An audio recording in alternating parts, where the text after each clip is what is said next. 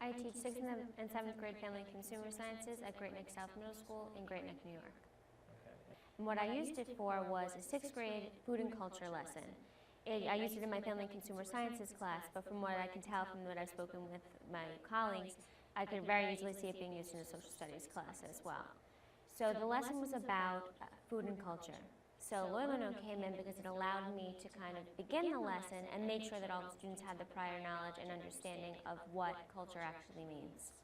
So what I did was, in order to use the app, I created a template of the 7 steps of this model called synectics.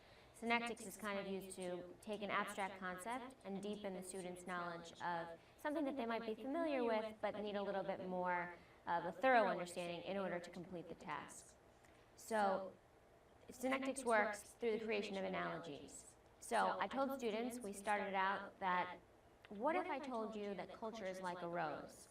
And they said, maybe you think that I'll say that I'm crazy. And then some students said, oh, well, it has a lot of layers and it's very beautiful. So I said, right, so culture is like a rose. And then I said, well, what if I told you culture is like an airplane? And I said, okay, well, culture allows us to visit many places and then come back where we're from. So that was kind of the basics, the introduction of the synectics. LoiLo made it fantastic for me to be able to sequence these steps of the synectics model and share them piece by piece with my students. Then, using the tunnel, they were allowed to share it back with me so I could get their responses and assess them that way. The collaboration was key. That's my favorite part of LoiLoNote. I think the tunnel really is essential for allowing students to share between each other and with the teacher. So it creates that accountability to be able to submit their work as well as quickly and easily distribute something to the class. I think the benefit of LoiLoNote is that it really allows students to sequence their work, and as a middle school teacher, that's something that I think is essential. Students need to be able to not only produce their ideas and present them well, but LoiLoNote is like ideal for sequencing the ideas, taking that information, breaking it down appropriately, and then putting it in the right order. It also allows for that dialogue and that cooperative learning for where they can think about it and say, maybe this would best be placed somewhere else. So let's connect it in different ways and move it around, and it does so really seamlessly. So this is the LoiLoNote that I used as I took my students through the synectics model lesson to explore a little bit deeper about what the true meaning of culture is. So the synectics model has 7 steps, and before the lesson I created a LoiLoNote that had these 7 topics on individual cards. I used a text card to create them, and then I drew on top of the text card to record my students' responses. So we started out, the topic of course was culture. After that, my students were able to consider a little bit about what kind of information or what kind of words are associated with culture. So that was actually the do now of my lesson. When students came in, I asked them to think about words that describe the topic of culture. And this is what they came up with. Language, clothing, there's an element of things being passed, things being shared. From this list of words, the next step in synectics was to make a comparison between your topic and a general category. So in this case, you can see here that I picked the category of machine. You could also pick something as general as flower, as a food, as an object. Any general category would work. In this case, again, I picked machine. So student responses are seen here in blue, and so what they came up with was that culture is like a phone, culture is like a sewing machine, and wherever necessary, I kind of recorded some of the information about what the students were seeing. An important part to remember about synectics is that there's no wrong answer, and every response can be recorded so easily here on each of the individual cards. After I got all the student responses, we took a vote, and as you can see circled in green, computers won out. Computers was the best analogy in the opinion of my students.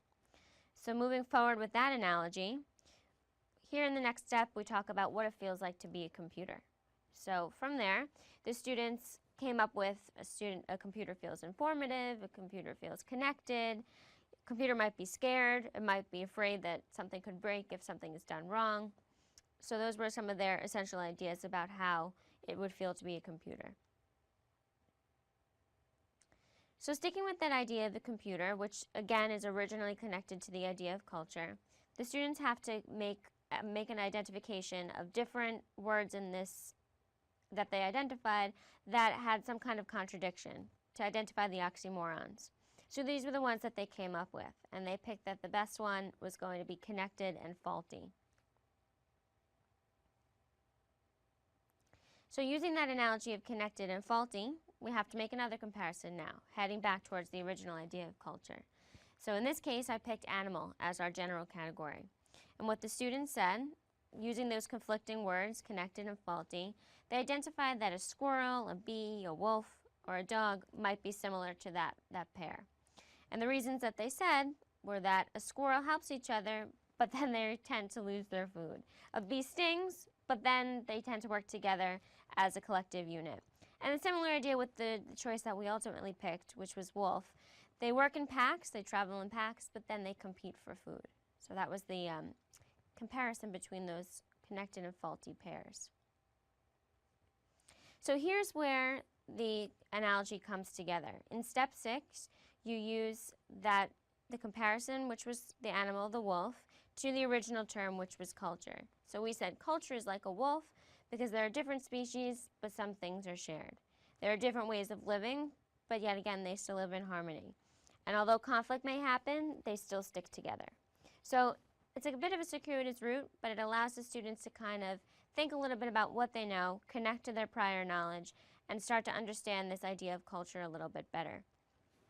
Through the tunnel, I was able to share some of these cards out with my students. I compiled all of their results on one main device on my iPad, which I was projecting through the classroom with Apple TV. But I was able to collect their responses neatly, ensure that they're on task, and be able to organize it in front of them and model what that should look like.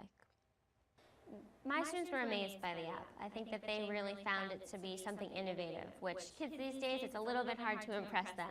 But every time you send something through that tunnel and it pops up on their iPad, it's as if there was something completely novel. And in this case, it really is. Something that's very new to them and very exciting for them to be able to share with each other, to share back, and they really enjoy working on the different types of cards. How I'd use it in the future, I really could see a lot of potential for having students doing the recording feature, recording their own voices, sharing that back, just to bring them in a little bit further into the learning process.